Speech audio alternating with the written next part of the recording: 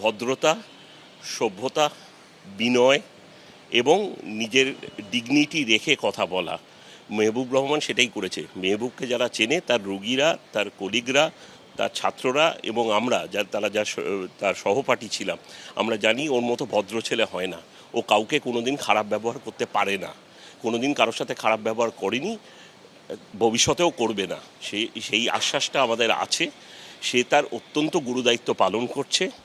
সরকারের তরফ থেকে এরকম যখন একটা স্কুল অফ ট্রপিক্যাল মেডিসিন চালু করা হয়েছে এবং যখন একটাই আছে, তখন তাতে প্রচুর পেশেন্ট হবে, এটাই স্বাভাবিক।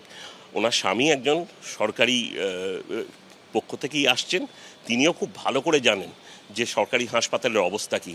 তো সেখানে আমরা যে দাবিগুলো করছি, যে আরও সরকারি হাসপাতাল খোলা, যাতে রোগীদের ওপর চাপ না পড়ে, তাদের জন্য দীর্ঘক্ষণ অপেক্ষা করতে না হয়, সেটা না দেখে ডাক্তারদের ওপর কাঁধে বন্দুক চালালে সেটা আমরা মেনে নেব না।